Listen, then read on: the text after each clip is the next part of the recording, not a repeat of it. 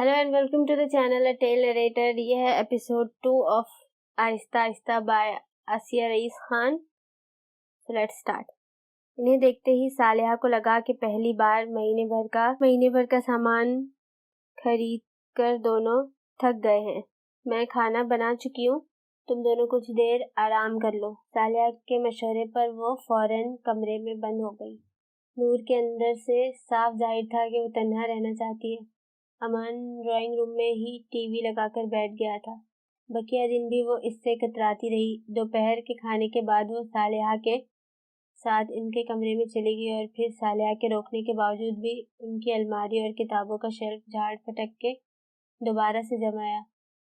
उस सारे काम में इसने रात कर दी। रात के खाने के बाद अमान सालिहा के पास बैठा था, तब वो कमरे में आकर सोती बन गई। अमूमन वो अमान के लेट जाने और कभी कभी सो जाने के बाद बिस्तर पर आती थी।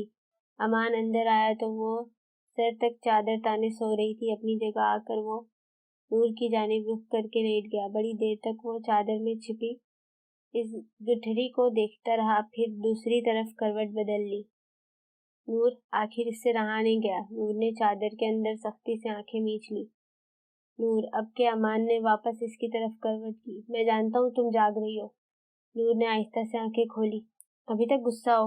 मैं गुस्सा नहीं हूँ, इसने सर से चादर हटाकर बहुत आहिस्तगी से कहा। फिर मुझसे छिप क्यों रही हो? मैं बहुत नादिम हूँ। नादिम होने वाली कोई बात है? ना मुझसे छिपने की कोई वजह। आप मेरी वजह से परेशान हुए।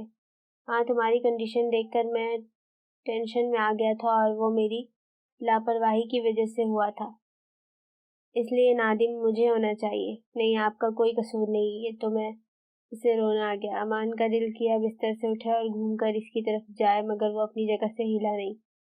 तुम्ही ने कहा था कि ये एक मेडिकल कंडीशन है, और तुमने कभी किसी मरीज को अपनी बीमारी के बाद शर्मिंदा या नादिम देखा है? बीमारी? हाँ, ये बीमारी ही थी जो इसके वजूद की परतों और रूह की गहराइयों को जख्म किए थी, और इसे इन जख्मों को छुपाना था।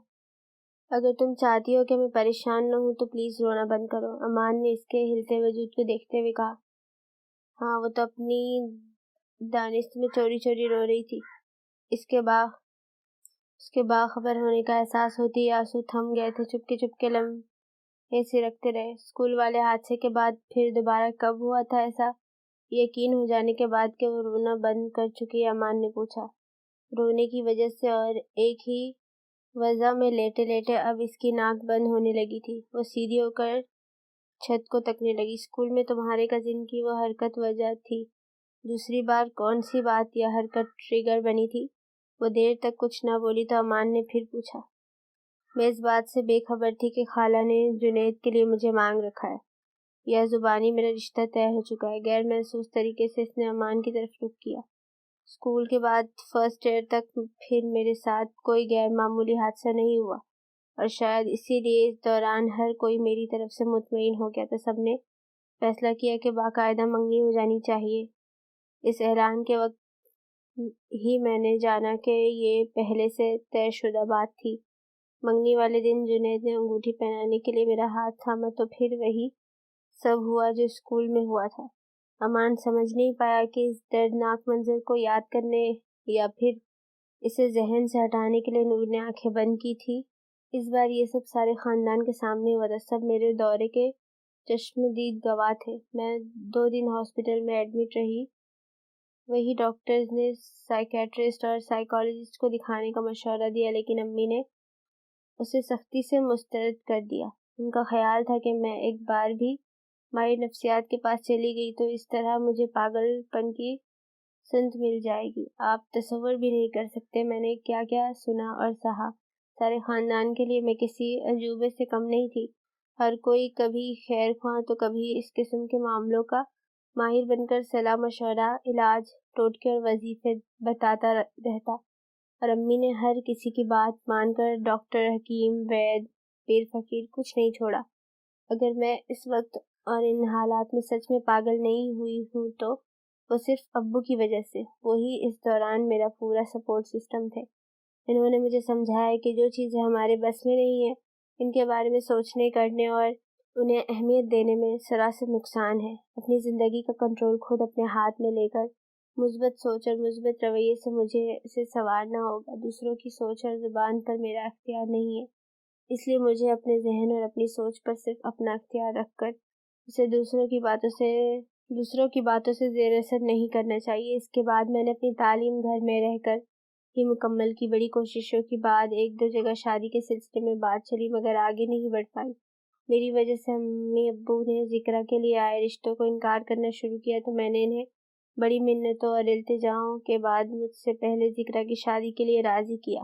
اپنے گھر میں اور رشتہ داروں کے درمیان خود کو چھپانے کے لیے وہ بہت احتیاط اور جتن سے اپنے جذبات، احساسات اور خیالات سنبھالا کرتی تھی۔ وہاں سے نکل کر اس گھر میں آنے کے بعد اسے پہلی بار احساس ہوا تھا کہ وہ کس قدر گھٹن زدہ زندگی جی رہی تھی، اور اس گھٹن کی وجہ گھر والے یا اس کے اطراف کے لوگ نہیں، بلکہ اس کے اندر مسلسل چلتی جنگ اور اس کے سینے میں دفن راز ذمہ دار تھے۔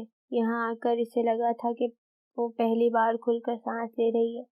اس ماحول سے نکل کر خود کو تر و تازہ محسوس کرنے کا اثر تھا، یا سالوں سے پکتے اور مچلتے لاوے کو امان کے روپ میں روزن مل گیا تھا جو وہ پہلی بار یہ سب اپنے لبوں تک لائی تھی۔ ایک اہم وجہ یہ بھی تھی کہ اس عجیب و غریب صورتحال کے باوجود بھی امان نے فاصلہ قائم رکھتے ہوئے بیڈ روم کا ماحول دوستانہ رکھا تھا۔ اس کا رویہ سرد اور اجنبی نہیں تھا۔ اس کمرے کی حدت بھری اپنائیت ہی تھی کہ وہ پہلی بار کھل رہی تھی۔ چاچی جب میرے لیے ایک طلاق یافتہ شخص کا پروپوزل لے کر آئی جس کے 2 بچے بھی تھے، تو امی میری طرف سے بالکل مایوس ہو گئی۔ تبھی رشتہ کرانے والی خاتون کی توسط سے آپ کا رشتہ آیا، اور یہ امی کو آخری موقع لگا۔ وہ کسی بھی طرح اسے گنوانا نہیں چاہتی تھی، اس لیے انہوں نے میرے متعلق سب سے ضروری بات کو راز رکھنے کی وکالت کی۔ ابو اور میرے علاوہ سب امی کے حامی تھے۔ میں نے اسی شرط پر شادی کے لیے رضامندی دی کہ آپ لوگوں کو سب بتا دیا جائے، اور اگر اس کے بعد بھی آپ شادی کے لیے راضی ہوتے ہیں تو مجھے کوئی اعتراض نہیں، ورنہ دوسری صورت میں خود ہی اس رشتے سے انکار کرتی ہوں۔ میرا قصور یہ ہے کہ جب بات آگے بڑھی تو میں نے خود ہی مان لیا کہ میرے بارے میں جاننے کے بعد بھی آپ سب تیار ہیں، اسی لیے معاملہ اگلی سٹیج پہ پہنچا ہے۔ میں نے کسی سے کنفرم نہیں کیا، اس کے لیے آپ مجھے معاف کر دیں، اور میں اپنی فیملی کی طرف سے بھی آپ سے معذرت کرتی ہوں۔ بات کے اختتام پر نور نے امان کو دیکھا۔ وہ پورے انہماک سے اس کی باتیں سن رہا تھا۔ تم بہت بہادر لڑکی ہو، ذرا دیر بعد امان نے کہا۔ اب آپ مجھے بہلا رہے ہیں؟ وہ بھیگے چہرے کے ساتھ ہلکے سے ہنسی۔ تم بھول رہی ہو میں جھوٹ کم ہی بولتا ہوں، امان نے یاد دلایا۔ ہاں، ویسے تم نے اپنے کزن والی بات گھر میں کیوں نہیں بتائی؟ تم نے اسی وقت سب کے سامنے سچ کہا ہوتا تو وہ معاملہ اور اس کے بعد کے حالات مختلف ہوتے شاید۔ اس وقت میں بہت کنفیوز تھی۔ اس پر مبشر کی جھوٹی سچی بات ہے۔ آپ کو پتہ نہیں ہے پھپھو ہمارے خاندان کی سب سے دبنگ ہستی ہے، کوئی ان کا مقابلہ نہیں کر سکتا، نہ تب نہ اب، اور مبشر ان کا سب سے لاڈلا بیٹا ہے۔ دوسرا میں بھی وہ سب بھول جانا چاہتی تھی۔ اس حادثے کے بعد ایسی حرکت تو دور، اس نے کبھی مجھ سے دوبارہ بات تک نہیں کی، پھر سالوں تک میرے ساتھ ایسا کچھ دوبارہ ہوا بھی نہیں تھا، اور انگیجمنٹ والے قصے کے بعد مبشر کا ذکر کرنا فضول تھا۔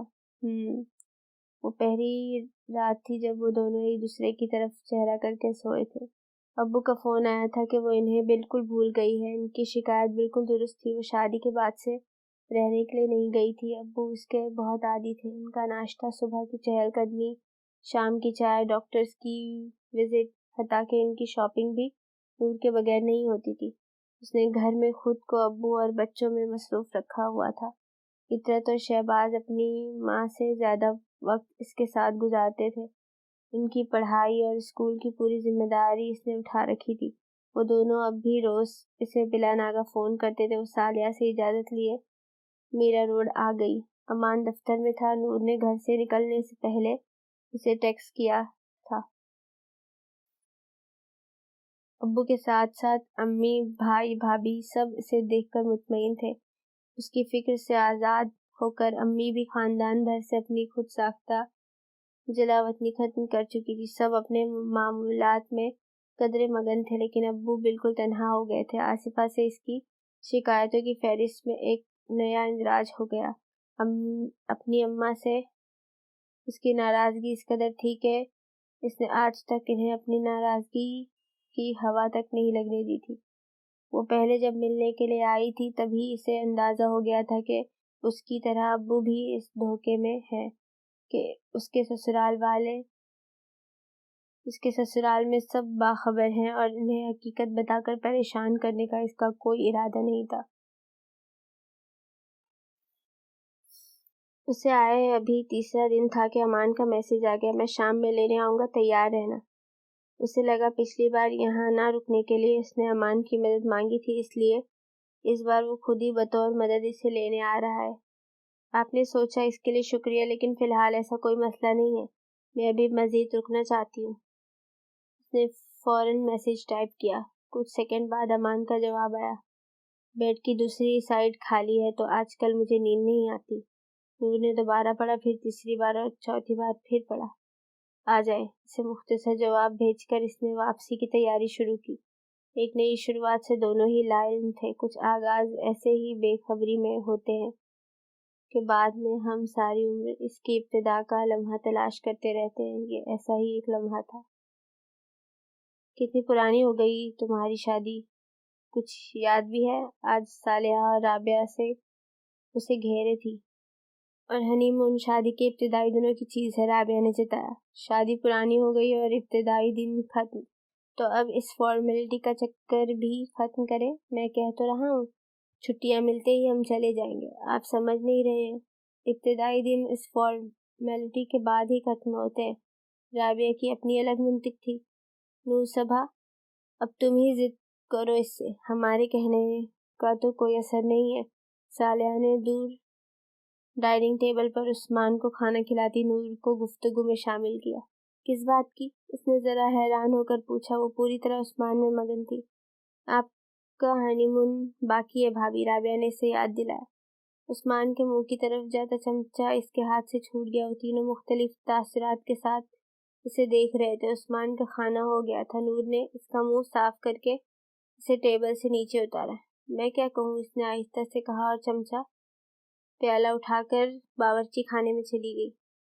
دیکھیں آپ خود ہی، بھابھی بھی اس بات پر آپ سے ناراض ہے۔ رابعہ نے بھائی کو گھورا۔ چیزیں ادھر ادھر کرنے اور یوں ہی ٹہل ٹہل کر بہت سارا وقت باورچی خانے میں گزارنے کے بعد وہ ڈرائنگ روم میں پہنچی تو ان دونوں کیرلا کے لیے اگلے ہفتے کی ٹکٹیں بک ہو گئی تھی۔ اس نے حیران ہوتے ہوئے چہرے پر کیوں اور کیسے لکھ کر امان کو دیکھا، جس نے شانوں کی حرکت اور چہرے کے تاثرات سے جواب دیا کہ ان دونوں کے مقابل وہ بالکل بے بس ہو گیا تھا۔ اب وہ اسے ان دونوں کی موجودگی میں کیسے بتاتا کہ صالحہ اور رابعہ تو انہیں ملک سے باہر بھیجنے کے فراق میں تھی۔ اس نے بیرون ملک کا پلان آگے پر ڈال کر فی الحال کیرلا کے لیے بمشکل راضی کیا تھا۔ اسے لگا کوئی اسے پکار رہا ہے۔ اس نے آہستہ سے آنکھیں کھولی۔ نور، وہ یقیناً امان کی آواز تھی۔ نور، یہ اس کا وہم نہیں تھا۔ وہ اٹھ بیٹھی اور پلٹ کر دیکھا، وہ کمبل کے اندر بری طرح لرز رہا تھا۔ وہ گھوم کر اس کی طرف آئی۔ کیا ہوا؟ پوچھنے کے بعد اسے اپنا سوال ہی فضول لگا۔ صاف نظر آ رہا تھا کہ اسے ٹھنڈ لگ رہی ہے۔ میرے اوپر کچھ اور ڈال دو۔ اس کے وجود کی طرح اس کی آواز بھی کانپ رہی تھی۔ نور نے اپنی چادر اس کے اوپر ڈالی، پھر الماری کھول کر مزید 2 کمبل نکال کر اسے اڑھائے۔ مما کو بلاؤں؟ اس نے جھک کر امان کے ذرا قریب جا کر پوچھا۔ نہیں، امان نے لرزتی آواز میں اسے روکا۔ وہ انگلیاں مروڑتے ہوئے کمرے میں ٹہلنے لگی۔ تھک گئی تو ٹیبل کے ساتھ رکھی کرسی پلنگ کے قریب لا کر اس پر بیٹھ گئی۔ پلنگ پر کمبلوں کی گٹری ہلکے ہلکے اب بھی ہل رہی تھی۔ کتنا وقت یوں ہی گزر گیا۔ حالت ذرا بہتر ہوئی تو امان نے چہرہ باہر نکالا۔ سامنے ہی نور تھی۔ تم کیوں جاگ رہی ہو؟ سو جاؤ۔ اس کی حالت بہتر تھی۔ آپ کیا مجھے اتنا بے حس سمجھتے ہیں؟ وہ خفگی سے بولی۔ آپ کو فیور تو نہیں ہے؟ پوچھنے کے ساتھ ہی وہ ڈریسنگ ٹیبل کی دراز سے میڈیکل باکس لینے اٹھ گئی۔ باکس سے تھرمامیٹر نکال کر اس نے امان کو دیا۔ آپ چیک کر لیں۔ امان نے اپنے اوپر سے نور کے ڈالے کمبل اور چادر دراز سے ہٹا کر تھرمامیٹر بغل میں ڈالا۔ اسے بخار تھا۔ نور نے تھرمامیٹر دیکھنے کے بعد میڈیکل باکس سے کروسین نکالی اور پانی کے گلاس کے ساتھ سائڈ ٹیبل پر رکھ دی۔ دوائی لے لیں۔ کوہنی ٹکا کر وہ تھوڑا اونچا ہوا اور پانی کے ساتھ کروسین نگل کر پھر لیٹ گیا۔ اب تم بھی سو جاؤ، میں آپ کے لیے کافی لاتی ہوں۔ وہ اس کا حکم نظر انداز کر کے کمرے سے نکل گئی۔ کافی کے 2 مگ لے کر لوٹی تو امان پلنگ کی پشت سے ٹیک لگائے بیٹھا تھا۔ اس نے صرف چادر اپنے اوپر ڈال رکھی تھی۔ نور نے ایک مگ سائڈ ٹیبل پر رکھ دیا۔ تھینکس، امان نے مگ اٹھاتے ہوئے کہا۔ تم کیوں اس وقت کافی پی رہی ہو؟ نیند نہیں آئے گی؟ اس کے ہاتھ میں دوسرا مگ دیکھ کر اسے اس کی نیند کی فکر ہوئی۔ وقت دیکھ رہے ہیں آپ؟ نور نے دیوار پر ٹنگی گھڑی کی طرف اشارہ کیا۔ تھوڑی دیر میں فجر ہونے والی ہے۔ وہ کرسی پر بیٹھ گئی تھی۔ سوری، میری وجہ سے تمہاری نیند خراب ہوئی۔ کوئی بات نہیں، کسی دن میں بھی آپ کو جگا کر حساب برابر کر لوں گی، اس نے بلا سوچے سمجھے ہی کہا تھا۔ امان نے زیر لب مسکراتے ہوئے گہری نظر کافی کے گھونٹ بھرتی نور پر ڈالی تو اچانک ہی جیسے اسے اپنے جملے کے معنی سمجھ آئے، مگر مگ پر دونوں ہاتھوں کے گرفت مضبوط کرتے ہوئے اس نے نظر مگ پر جما دی، لیکن سرخ پڑتے چہرے پر اس کا کوئی بس نہیں چلا۔ کافی پیتے ہوئے امان سوچ رہا تھا کہ کافی واقعی اتنی مزیدار ہے یا پھر سامنے کا دلچسپ منظر اسے مزید خوش ذائقہ بنا رہا ہے۔ صالحہ فجر کی نماز کے لیے اٹھی تو بیڈ روم میں روشن لائٹس اور کھلا دروازہ دیکھ کر اندر چلی آئی۔ امان، کیا ہوا بیٹا؟ کرسی پر بیٹھے نور اور پلنگ پر بیٹھے امان کی صورت ہی ناسازی طبیعت کا اعلان کر رہی تھی۔ انہوں نے آگے بڑھ کر امان کا ماتھا چھوا۔ تمہیں تو بخار بھی ہے؟ نور نے دوائی دی ہے، بخار اتر رہا ہے، آپ پریشان نہ ہو۔ کب سے جاگ رہے ہو تم دونوں؟ مجھے بھی اٹھا دیا ہوتا، صرف بخار ہی ہے۔ ٹھنڈ لگنا شروع ہوئی، پھر فیور۔ تم آرام کرو، میں دلشاد کو فون کرتی ہوں، اس کا بیٹا کلینک جانے سے پہلے تمہیں دیکھتے ہوئے جائے گا۔ انہوں نے اپنی سہیلی کا نام لیا جس کا بیٹا ڈاکٹر تھا۔ اتنی صبح نہیں ماما، ذرا رک کر کال کریں۔ امان کی بات پر وہ مان گئی۔ انہوں نے وہیں نور کے ساتھ نماز پڑھی۔ ماما آپ کمرے میں جا کر آرام کریں، میں ابھی ٹھیک ہوں۔ وہ دونوں کی نماز ختم ہوئی تو امان پلنگ سے اترتے ہوئے بولا، تم کہاں جا رہے ہو؟ لیٹے رہو۔ ارے ماما نماز تو پڑھنے دے۔ ماں کی محبت پر وہ مسکرا دیا۔ سورج نکلتے ہی صالحہ نے اپنی سہیلی کو فون لگایا۔ ڈاکٹر نے چیک کرنے کے بعد کچھ ٹیسٹ لکھ کر دیے اور شام تک پتہ چل گیا کہ امان کو ملیریا ہوا ہے۔ ان دونوں کی 2 دن بعد کی ٹکٹیں اور ہوٹل بکنگ سب کینسل کرنی پڑی۔ آپ تنہا یہاں کیوں بیٹھی ہیں؟ امان کے پاس چلیں، وہ جاگ رہے ہیں۔ وہ باورچی خانے سے امان کی کافی بنا کر باہر نکلی تو صالحہ سوچ میں غرق تنہا ہال میں بیٹھی تھی۔ تم اسے کافی دے کر آؤ، مجھے تم سے کچھ بات کرنی ہے۔ وہ بہت سنجیدہ نظر آ رہی تھی۔ امان کی طبیعت بہتر تھی، وہ پچھلے 5-6 دنوں سے آفس نہیں جا رہا تھا۔ نور کے اندر الہی خیر کا ورد شروع ہو گیا تھا۔ امان کو کافی دینے کے بعد وہ سہمے دل کے ساتھ صالحہ کے قریب آ کر بیٹھ گئی۔ وہ ذرا دیر بعد گویا ہوئی۔ میں نے ہمیشہ کوشش کی کہ امان اور رابعہ کی زندگی میں کوئی کمی، کوئی محرومی نہ رہے۔ وہ اپنی زندگی اور فیصلوں میں خود مختار ہیں۔ کسی کے احسان یا دباؤ تلے ان کی اپنی مرضی اور آرزوئیں کچلی نہ جائیں۔ اس کوششوں میں اپنوں کی مدد ٹھکرا کر میں نے بہت سو کو ناراض بھی کیا، لیکن اپنے بچوں کی مکمل شخصیت کے لیے اپنوں کی ناراضگی بڑی معمولی قیمت تھی۔ اللہ کا کرم ہے کہ میں اپنے اس مقصد میں کامیاب بھی رہی، لیکن پھر شاید میرے اندر غرور آ گیا تھا کہ میں نے تنہا اپنے بچوں کو ایسی شاندار اور مکمل شخصیت میں ڈھالا ہے۔ یہ الزام تھا کہ اپنی صلاحیت اور قابلیت کے بل بوتے پر ہما کا انتخاب کرتے وقت میں نے کسی کی بات کو قابل اعتبار نہ جانا۔ بھابھی اور سفینہ نے مجھے خبردار کیا تو اللہ معاف کرے، میں نے اسے ان کا حسد سمجھا، اور سچ کہوں تو ہما کی خوبصورتی نے مجھے اتنا متاثر کیا تھا کہ میں نے کسی اور پہلو پر غور کیا نہ توجہ دی۔ بیشتر ماؤں کی طرح میں نے بھی اسے صرف چاند سی بہو کی کسوٹی پر رکھا۔ میری اس سطحی کسوٹی اور جلد بازی کی سزا بھی مجھے جلد ہی مل گئی۔ وہ بڑی ایمانداری اور جرأت مندی سے اپنی بہو کے روبرو اپنی غلطیوں کا اعتراف کر رہی تھی۔ اپنے بچوں کی خاطر ہمیشہ پھونک پھونک کر اور چھان پھٹک کر فیصلہ کرنے والی ماں نے ہی جلد بازی میں اتنا بڑا فیصلہ کر کے انہیں زندگی کا سب سے بڑا دکھ دے ڈالا۔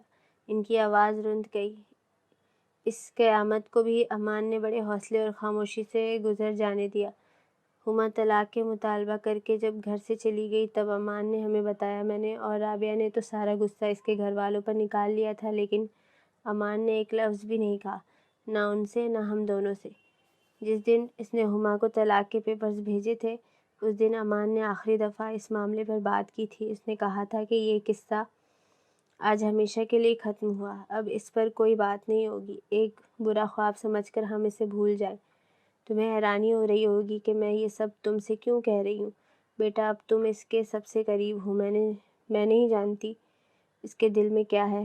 ہما بہت خوبصورت تھی اور اسے دل لبھانے کے سارے انداز آتے تھے۔ مجھے ڈر لگتا ہے کہ ہما کے لیے زخم اب بھی اس کے اندر ہرے نہ ہو، اللہ کرے میرا یہ ڈر سراسر وہم ہی ہو، اب تم ہی اس کی ہمدرد اور مسیحا ہو۔ تم سمجھ رہی ہو نا میں کیا کہنا چاہتی ہوں؟ صالحہ نے نور کے ہاتھ اپنے ہاتھوں میں لیے۔ اب وہ اسے صاف صاف لفظوں میں یہ نہیں کہہ سکتی تھی کہ مجھے ڈر ہے کہیں امان اب تک اسے اپنے دل میں بسائے نہ ہو۔ نور نے ذہن میں الجھتے سوچ کے ریشم کے ساتھ سر ہلایا۔ تم بھی میرے لیے امان اور رابعہ کی طرح ہی ہو، اگر کوئی بات تمہیں پریشان کر رہی ہے یا کوئی سوال ہے تو بلا جھجک مجھ سے پوچھ سکتی ہو۔ ایسی کوئی بات نہیں ہے ماما، اس نے اپنی منتشر سوچوں کے ساتھ ان کی تسلی کرائی۔ اس گھر کو اور امان کو تمہارے جیسی سلجھی سمجھدار اور پرخلوص لڑکی کی ہی ضرورت تھی۔ جانے کیسے ہما اس گھر میں آ گئی تھی، خیر اللہ کی مصلحتیں وہی جانے، حکمت اور بہتری ضرور رہی ہوگی۔ اچانک نور کے دل میں خیال آیا کہ اس کی اصلیت اور گھر والوں کا فریب جان لینے کے بعد بھی کیا ان کی سوچ یہی رہے گی؟ آپ دونوں مجھے کمرے میں اکیلے چھوڑ کر یہاں کس راز و نیاز میں مصروف ہیں؟ امان کی آواز پر وہ دونوں چونکی۔ یہ ہم ساس بہو کا سیکرٹ ہے، صالحہ خوش دلی سے بولی۔ نور بھی مسکرا اٹھی۔ یہ راز و نیاز اس خوشگوار موڈ کی وجہ ہے تو آپ دونوں جاری رکھیں، میں چلا۔ ارے آؤ بیٹھو تم بھی، صالحہ نے اس کا ہاتھ پکڑ کر اسے روکا۔ اب آپ دونوں راز و نیاز کریں، کچن میں میرا کام باقی ہے۔ وہ ان دونوں کو چھوڑ اپنی سوچوں میں الجھی باورچی خانے میں چلی گئی۔ سو گئے؟ بڑی دیر تک اس کی پیٹھ کو تکنے کے بعد بالآخر اس نے ہمت کر ہی لی۔ اگر سو بھی گیا ہوں تو تمہیں جگانے کی اجازت ہے، امان نے اس کی جانب پلٹتے ہوئے کہا۔ اس کا چہرہ سامنے آتے ہی اتنی دیر سے مجتمع کی گئی ہمت پھسلنے لگی۔ کیا آپ کو اس سے محبت تھی؟ اس نے ہاتھوں سے پھسلتا حوصلہ مضبوطی سے تھاما۔ کس سے؟ ہما سے؟ پتہ نہیں۔ کیسے پتہ نہیں؟ آپ کو محبت تھی یا نہیں یہ آپ سے بہتر کون جان سکتا ہے؟ میں نے کبھی اس بارے میں سوچا ہی نہیں۔ امان کی بات پر نور بے یقینی سے اسے دیکھنے لگی۔ بیٹھ کر کبھی سوچتا، غور و تجزیہ کرتا اور پھر فیصلہ کہ محبت ہے یا نہیں، اس سے پہلے ہی وہ سحر ٹوٹ گیا تھا۔ محبت کے لیے بیٹھنے، سوچنے یا غور و تجزیے کی ضرورت کہاں ہوتی؟ یہ تو بس کسی خاص لمحے میں۔ وہ بڑے جوش میں کہتے ہوئے اپنی بے اختیاری کا احساس ہوتے ہی ایک دم رک گئی۔ یقین کرو اس کا جواب میں فی الحال پتہ نہیں ہی دے سکتا ہوں۔ نور بغور اس کا چہرہ ٹٹولنے لگی، گویا ابھی اس کا جھوٹ پکڑ لے گی۔ امان ہنس دیا۔ تم بھول رہی ہو میں جھوٹ نہیں بولتا۔ ویسے تمہیں اس سوال کا خیال کیوں آیا؟ میں نے سنا وہ بہت خوبصورت تھی۔ تو خوبصورت لوگوں سے، خاص طور پر خوبصورت بیوی سے محبت فطری بات ہے، اس نے چہرے پر آئے بال ہٹاتے ہوئے کہا۔ اس کے گلابی شفاف چہرے پر گہری سی آنکھوں میں اشتیاق ڈول رہا تھا۔ وہ ایک ہتھیلی گال کے نیچے رکھے امان کی طرف کروٹ لیے تھی۔ امان کے انہماک پر اضطراری انداز میں اس کے پیروں کی انگلیاں بھیج گئی۔ خوبصورت تو تم بھی ہو۔ امان کی گمبھیر سرگوشی اس کے انہماک سے زیادہ مشکل میں ڈالنے والی تھی۔ اس کی سرخ ہوتی رنگت اور لرزتی پلکوں پر وہ دلکشی سے مسکرایا تو نور نے گڑبڑا کر سینے پر پڑی چادر سر تک تان لی۔ اسی مسکراہٹ کے ساتھ سیدھے ہو کر امان نے آنکھیں بند کر لی۔ بیٹھنا، سوچنا، غور و تجزیہ سب بے معنی تھا۔ وہ ایک لمحہ پلنگ کے دونوں کناروں کے درمیان آن ٹھہرا تھا۔ صبح اس کی آنکھ کھلی تو پلنگ سے ذرا فاصلے پر کھڑا امان اسے ہی دیکھ رہا تھا، وہ جیسے اس کے جاگنے کا ہی انتظار کر رہا تھا۔ مجھے ہما سے محبت نہیں تھی۔ ہاں؟ وہ اٹھ بیٹھی۔ بچی کچی نیند بھگ سے اڑ گئی تھی۔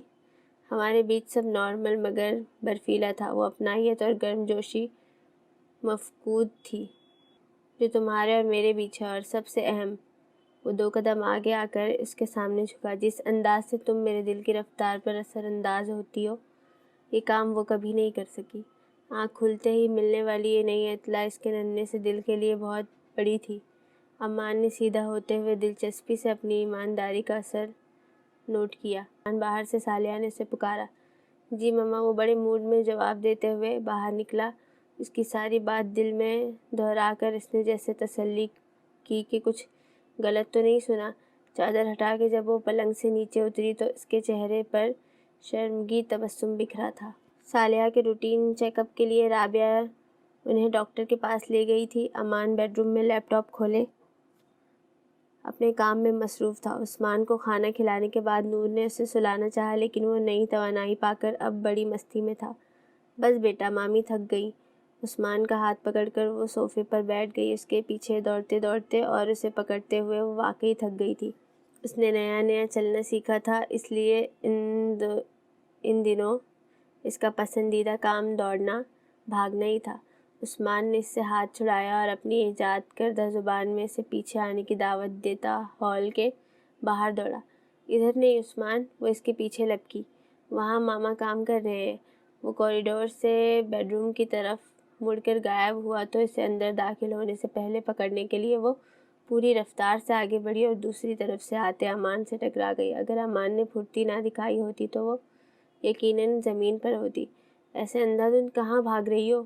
ابھی میری جگہ مما یا رابعہ ہوتی تو تم دونوں گرتی۔ اس زبردست ٹکر کے نتیجے میں اس کے کلیچر سے نکل کر بکھرے بال پیچھے کرتے ہوئے امان نے کہا۔ نور کی پیشانی اس کے شانے سے لگی تھی۔ اسے گرنے سے بچانے کے لیے از خود امان کا ہاتھ اس کے کمر کے گرد پھیلا تھا۔ یہ بالکل بے اختیاری اور حفاظتی رد عمل تھا۔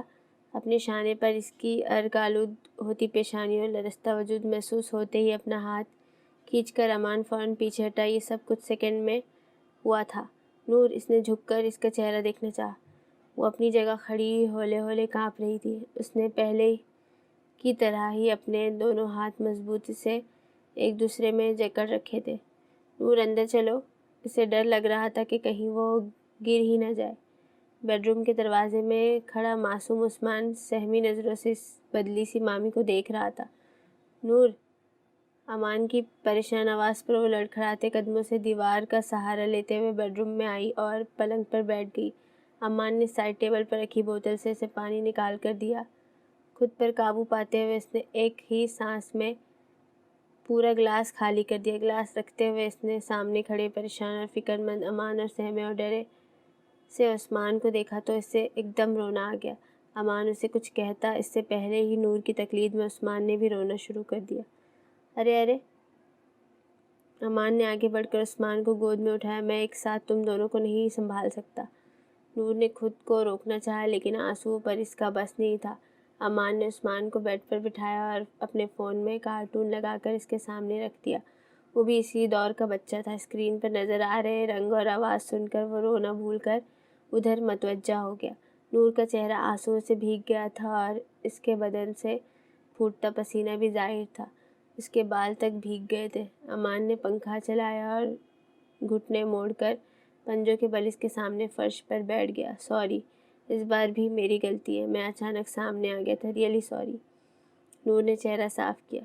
اس نے وقت لے کر کپکپاہٹ اور اختلاج کو قابو میں کیا تھا، اور ہر بار آپ کی سوری میری شرمندگی میں اضافہ کرتی ہے۔ ایمانداری کے جراثیم پلنگ کی دوسری طرف بھی منتقل ہو رہے تھے۔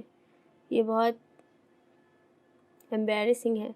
وہ سر جھکائے، حقیقت میں بہت شرمندہ تھی۔ یہ ایک میڈیکل کنڈیشن ہے، مطلب بیماری ہے۔ امان کی بات پر اس نے سر اوپر کیا۔ اس کے چہرے پر سوچ کے بادل منڈلا رہے تھے۔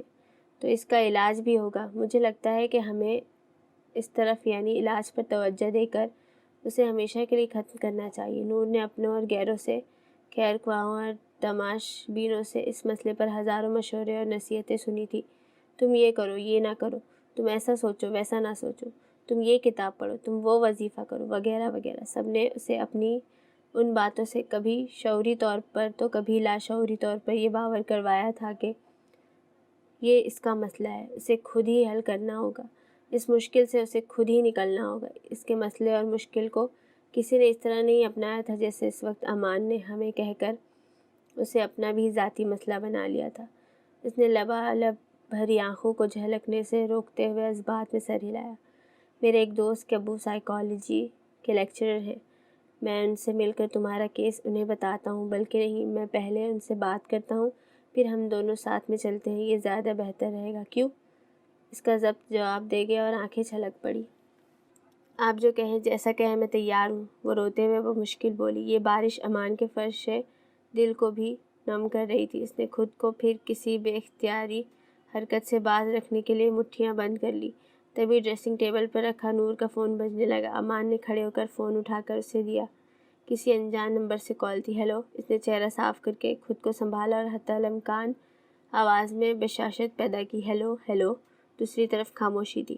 شاید رانگ نمبر ہے۔ اس نے سلسلہ منقطع کر دیا۔ اسے فون ہاتھ میں لیے دیکھ کر عثمان کارٹون سے نظر ہٹا کر اس کے فون پہ جھپٹا تو نور نے اسے گود میں لے لیا اور کھڑی ہو گئی۔ عثمان کے سونے کا وقت ہو گیا ہے، میں اسے سلا دیتی ہوں۔ نور دروازے پر امان کی آواز سن کر پلٹی۔ میں اس معاملے میں سیریس ہوں۔ میں بھی۔ اس کے جانے کے بعد وہ لیپ ٹاپ کھولے، گوگل پر پینک ڈس آرڈر سرچ کرنے لگا۔ اس سے قبل اس نے سرسری سا دیکھا تھا، لیکن اس وقت اور اس وقت کے ارادے اور مقصد میں بہت فرق تھا۔ نور کی پھپھو کے یہاں دعوت تھی جو اب تک کسی نہ کسی وجہ سے ٹلتی آ رہی تھی۔ مبشر بیوی بچوں کے ساتھ پونے میں رہتا تھا۔ وہ نور کی شادی میں شریک نہیں ہو سکا تھا۔ ان دنوں اس کا تبادلہ ممبئی ہو گیا تھا۔ لاڈلے بیٹے کی واپسی کی خوشی میں پھپھو نے نور کے ساتھ ساتھ امی ابو اور بھائی بھابھی کو بھی مدعو کیا تھا۔ چھٹی کے باوجود بھی کسی کام کی وجہ سے امان کو دوپہر میں دفتر جانا پڑا۔ صالحہ نے اس سے کہا کہ وہ جلدی کام نپٹا کر سیدھا نور کی پھپھو کی طرف آ جائے، لیکن امان انہیں مثبت جواب نہیں دیا تھا۔ اس نے کہا تھا کہ کام میں زیادہ وقت بھی لگ سکتا ہے، اس لیے یہ بھی ہو سکتا ہے کہ وہ دعوت میں نہ آ سکے۔ نور اور صالحہ دونوں پھپھو کے گھر پہنچی تھی کہ صالحہ کے فون پر امان کا 2 رنگ والا سگنل مل گیا۔ پھپھو کے یہاں ان کی بڑی بیٹی امارہ باجی، ان کے تینوں بچے اور نور کے امی ابو، بھائی بھابھی بچوں کے ساتھ پہلے ہی موجود تھے۔ مبشر کی شادی اس کی تایازاد آفرین سے ہوئی تھی۔ ان کی جڑواں بیٹیاں تھیں، 2 سالہ انیسہ اور انیکا۔ بچیوں کی پیدائش کے بعد آفرین نے اتفاق سے کسی دن اپنے ساس سسر کی بات سن لی تھی اور یہ جان کر حیران رہ گئی تھی کہ نور کے دوروں کے باوجود شادی کے لیے مبشر نے نور کا نام لیا تھا، جسے اسی وقت پھپھو نے خارج از امکان قرار دے کر رد کر دیا تھا۔ 2 بچیوں کے ساتھ اتنی فرصت نہیں تھی کہ اس انکشاف پر غور فکر کرتی۔ جلد اس کے ذہن سے یہ سنی سنائی بات نکل گئی تھی، لیکن نور کی شادی کی خبر ملنے کے بعد مبشر میں درائی تبدیلیوں نے اسے پھر وہ بات یاد دلا دی تھی۔ راتوں کو جاگ کر سگریٹ پر سگریٹ پھونکے جانا، غائب دماغی سے اس کی باتوں پر ہوں ہاں کرنا، گھنٹوں تنہا سوچ میں گلتا بیٹھے رہنا اور پھر کسی مصروفیت کے نہ ہوتے ہوئے بھی شادی میں مصروفیت کے بہانے شرکت نہ کرنا، اس کا شک کرنا جائز تھا۔ اب بھی اس نے اس دعوت کے اہتمام پر آناکانی کی تھی۔ تمہاری شادی میں نہیں آ سکے، اس لیے اب یہ تحفہ قبول کرو۔ آفرین نے بڑا سا گفٹ باکس اسے دیا۔ اس نے خاموشی سے باکس لیا۔ اس فارمیلٹی کی کیا ضرورت تھی بیٹا؟ نور کی جگہ صالحہ نے کہا۔ فارمیلٹی کیسی آنٹی؟ یہ تو ہماری نور صبا کے لیے محبت ہے۔ اس کے دل میں نور کے لیے کوئی اچھے جذبات نہیں تھے اور انہیں چھپانے کے لیے یہ مصنوعی مظاہرے ضروری تھے۔ مبشر نے تو بہت کوشش کی تھی کہ کسی طرح ہم شادی میں شریک ہو جائیں، لیکن چھٹیاں ہی نہیں ملی۔ چھٹیاں تو امان کو بھی نہیں مل رہی تھی۔ وہ چاہتا تھا میں 2-3 ماہ شادی آگے بڑھا دوں، لیکن میں نے کہا بھلے 2 دن کی چھٹی لو مگر شادی آگے نہیں بڑھے گی بیٹا۔ اور کتنا وقت لگے گا امان کو؟ امی نے پوچھا۔ سبھی اس کے انتظار میں تھے۔ ذرا فون کر لو اسے۔ صالحہ کے کہنے پر اس نے سب کے درمیان سے نکل کر ذرا فاصلے پر جا کر امان سے بات کی۔ اس کا کام ختم نہیں ہوا تھا۔ اس نے کہا کہ کھانے کے لیے اس کا انتظار نہ کریں، اسے آنے میں دیر ہوگی۔ کوئی بھی مہمان خصوصی کے بغیر کھانے کے لیے تیار نہیں تھا۔ صالحہ اور نور نے مشکلوں سے ان سب کو کھانے کے لیے راضی کیا۔ کھانے کے بعد ایک بار پھر خوش گپیوں کا دور چل رہا تھا، تب امان آیا۔ وہ سب کے لیے آئس کریم اور چاکلیٹس لایا تھا۔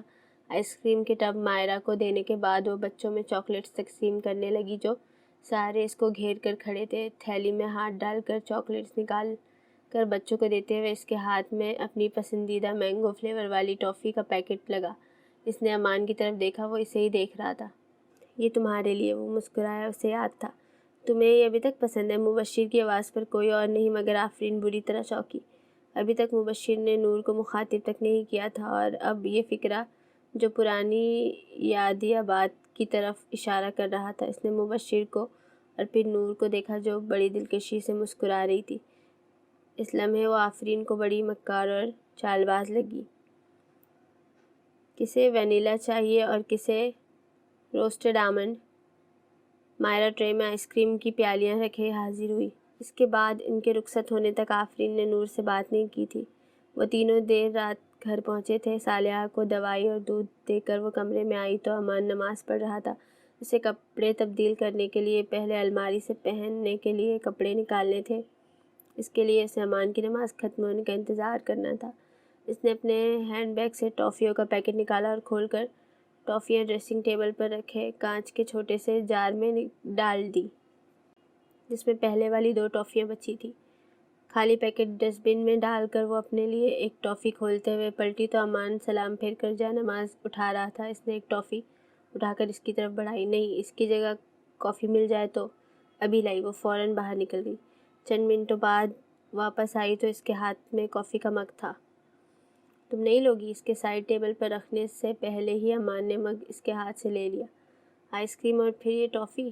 بالکل گنجائش نہیں ہے۔ اس نے کھڑے کھڑے ہی کان سے آویزیں نکال کر جیولری باکس میں رکھے اور روزانہ والی بالیاں پہن لی۔ چوڑیاں اتار کر ڈریسنگ ٹیبل پر ہی چھوڑ دی اور الماری کھول کر کپڑے نکالنے لگی۔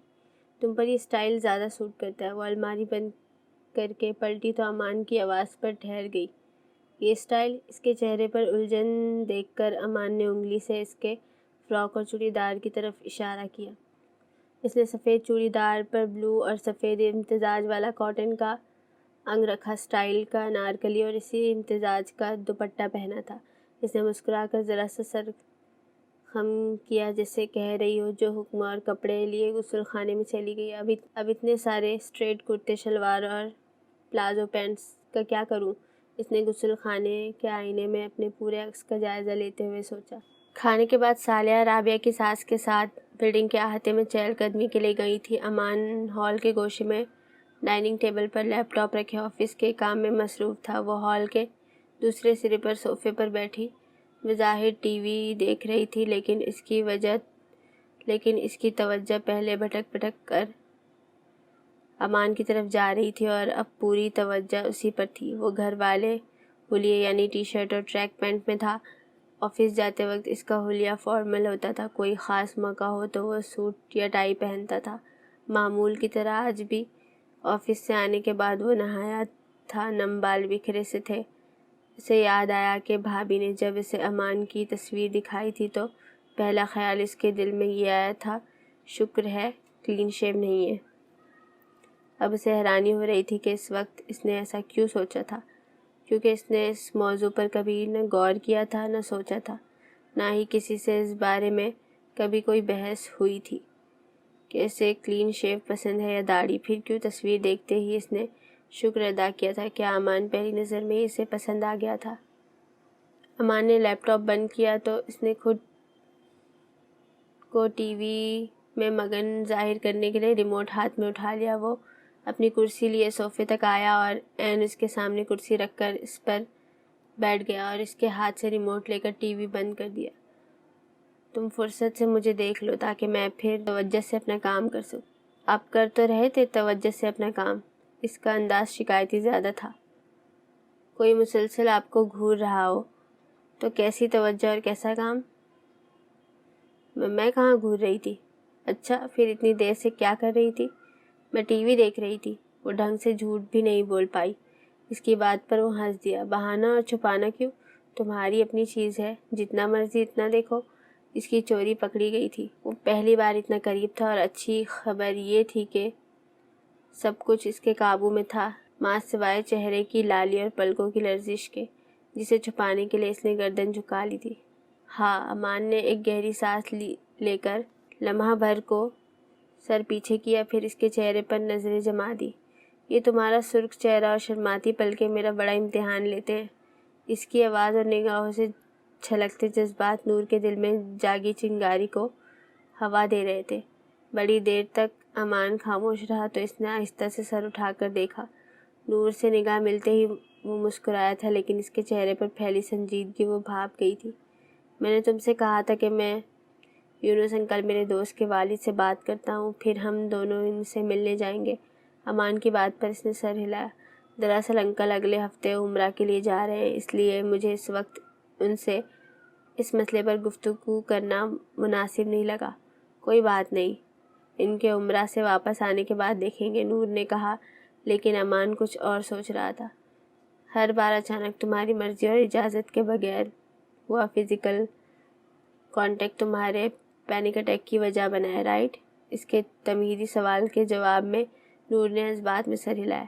ایکسپرٹ اور ڈاکٹرز کی مدد لینے کے ساتھ ساتھ تمہیں نہیں لگتا کہ ہمیں خود بھی کوشش کرنی چاہیے؟ اب کہ نور سر جھکائے چپ و ساکت ہی رہی۔ نور، اس کی خاموشی پر امان نے پکارا، میری طرف دیکھو۔ نور کو سر اٹھا کر اسے دیکھنا پڑا۔ میں اپنے پہلے دن کیے وعدے پر قائم ہوں۔ تم نے اس مسئلے کے حل کے لیے میری چپ کا یہ مطلب نہیں ہے۔ اسے فوراً ہی سمجھ آ گیا کہ امان نے غلط نتیجہ اخذ کیا ہے، سو سرعت سے اس کی بات کاٹ کر مخاطب ہوئی، میں اپنی حالت کی وجہ سے آپ کو پھر پریشانی میں نہیں دیکھ سکتی۔ اس نے جس تیزی سے پہلا فقرہ کہا تھا، دوسرا اتنی آہستگی سے کہا تھا، امان کا دل کیا اس کے ہاتھ اپنے ہاتھوں میں لے اور اپنی پریشانی کی ساری رودات سنا ڈالے، مگر وہ لب بھیج کر مسکرا دیا۔ آج ہم ایک چھوٹے سے تجربے سے شروعات کرتے ہیں، یہ دیکھنے کے لیے کہ تمہاری اجازت، مرضی اور خواہش سے ہوئے کانٹیکٹ کے بعد کیا ہوتا ہے۔ امان نے اپنا سیدھا ہاتھ اس کے آگے کر کے ہتھیلی کھولی۔ نور کے گود میں رکھے ہاتھوں کی مٹھیاں بند گئی۔ امان نے حوصلہ دیتی آنکھوں سے اپنی ہتھیلی کی طرف اشارہ کیا، جہاں صاف تحریر تھا، تم یہ کر سکتی ہو۔ نور نے بائیں مٹھی کھول کر ہتھیلی کرتے کے دامن سے رگڑ کر خشک کی اور ہاتھ اٹھایا۔ ابھی اس کا ہاتھ امان کی ہتھیلی سے ذرا فاصلے پر ہی تھا کہ کمرے کی خاموشی میں دروازے کی گھنٹی گونج اٹھی۔ اس شور پر مارے گھبراہٹ کے اس کا ہاتھ خود بخود پیچھے ہو گیا۔ امان نے بدمزہ ہو کر ایک گہری سانس بھری اور کھڑا ہو گیا۔ میں دیکھتی ہوں۔ نور بھی صوفہ چھوڑ کر دروازے کی جانب بڑھی۔ امان کرسی لیے واپس اپنی سابقہ جگہ پر آ گیا۔ دروازے پر صالحہ اور رابعہ کی سانس تھی۔ صالحہ نے بتایا کہ تم نے بڑا مزیدار گاجر کا حلوہ بنایا ہے، وہی چکھنے آئی ہوں۔ رابعہ کی سانس اندر آتے ہوئے بولی۔ حلوے اور چائے کے دور میں ان دونوں کا ساتھ دینے اور رابعہ کی سانس کے جانے کے بعد صالحہ کو دوائی دے کر وہ کمرے میں آئی تو امان سو چکا تھا۔ وہ بہت دیر تک پلنگ پر اپنی جگہ بیٹھی سوئے امان کو تکتی رہی، پھر اپنا تکیہ اٹھا کر کنارے سے اندر کی طرف آ کر امان سے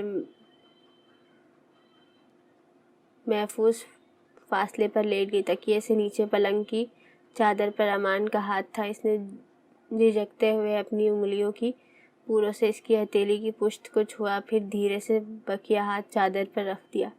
اپنی نارمل دھڑکنوں کو محسوس کرتے ہوئے وہ نیند کے آغوش میں چلی گئی۔ رات کے کسی پہر پیاس کے احساس نے امان کو جگایا تھا۔ آنکھ کھلتے ہی سامنے نور کو دیکھ کر اسے خوشگوار حیرت نے گھیرا، لیکن اصل جھٹکا اسے اپنے ہاتھ کو چھوتی نور کی انگلیوں کو دیکھ کر لگا تھا۔ وہ اٹھنے کا ارادہ ترک کر کے کئی خوبصورت احساس میں گھرا دوبارہ سو گیا۔ So guys, that was the end of the episode 2 of آہستہ آہستہ by Asya Rais Khan. Please share, like, comment your favorite part and subscribe بھی کر لو یار، like بھی کر دو. Thank you so much. I will see you in the next one. Goodbye.